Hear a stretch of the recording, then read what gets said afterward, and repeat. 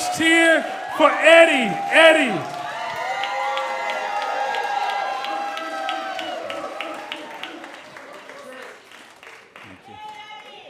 All right, this is for my wife, Michelle. It was the 1990s. At the time, we had 6 kids, all very close in age, being birthed and adoptive, and the oldest had autism and Tourette's. And as a result, I took a class on special education and the law. And Michelle says, Eddie, you should keep taking classes, get your master's in special education, because I was already a teacher teaching in River Rouge schools. I said, I'd love to, but honey, really, we have 6 little kids.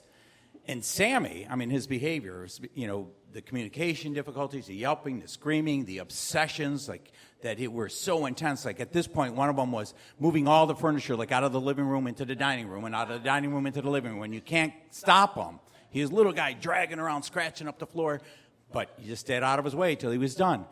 I said, maybe when they're older. She said, Eddie, you can talk yourself out of anything. Just sign up and do it. And I did, and I got my master's in special ed. And near the end of that program, I remember I woke up one morning and I tell Michelle, honey, I got this big exam tonight, and I'm not ready. She said, look, I'll come home early. You go straight from work, go to the university, and study for a few hours for the test. So you're the best. So that's what I did. And I go to the library. I'm studying for a couple hours, but now I start worrying. I'm studying, but I'm worrying about Sammy. I'm worrying about the boys. And I'm thinking, I'm the one who always took care of them after school, coordinated everything. And so I find a payphone. And I call Michelle, and she answers the house phone. I said, honey, how's Sammy doing? Oh, Sammy's fine. I said, the boys are listening. Everything's fine. Oh, everything's great. Relax. Go get yourself something to eat. Relax put your feet up, relax before you take your test. So that's what I did. And I did great on the test. I drive home. I'm pulling into my driveway when I see my sister-in-law, Betty, exiting our front door. And I rolled down the window, and I said, Betty, what are you doing here? She said, Michelle can tell you. Okay. I come in the side door. I can see straight down to the basement, and the basement looks immaculate. Never looks immaculate. That's where the kids play. It's an unfinished basement. There's big wheels and blocks and just a mess. Usually, another one of Sammy's obsession was dragging a chair around and hanging old blankets from the drop ceiling and making mazes, and he'd spend hours down there. But it's immaculate. And I turned, and the kitchen is immaculate. And I was like, wow, Michelle's really good at this. And I yell, honey, I'm home. I come around the corner, and there she is. She just gives me a big hug. Honey, how was your test? I said, it was great. I did really well. Thank you. I said, but why was Betty here? She said, well, see, what happened was, our friend Holly would bring our sons Trell and Mike home at the end of the day because her 3 boys, Trevor, River, Hunter, went to the same Detroit public school as them, and they'd come home, and she'd hang out with the 5 boys, and Sammy would get dropped off by special ed transportation, and she'd wait till I got home, but that day till Michelle got home. So she's upstairs with Sammy. The 5 boys go to the basement, 5 elementary-age boys. So they decide to play a game. Who can hang from the pipes the longest?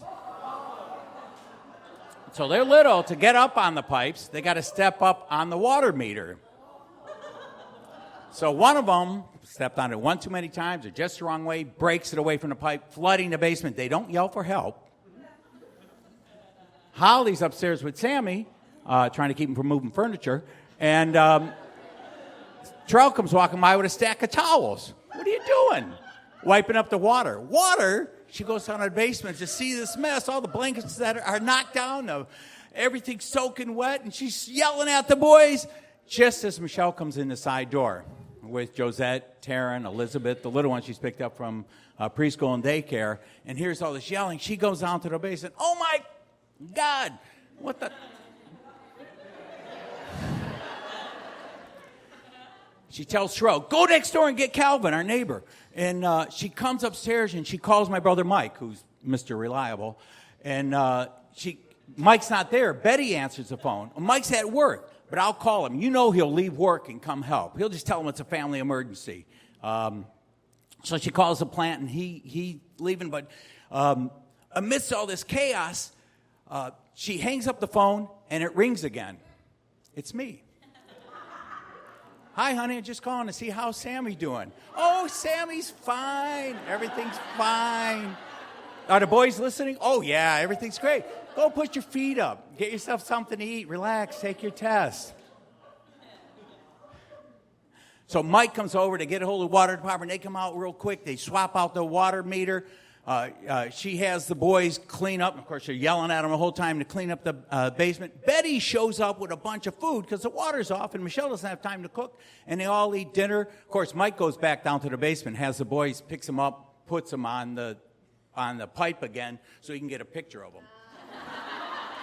They just finished cleaning up from dinner, and Betty's leaving. She sends the little ones to bed, sends the boys to bed early because she's mad.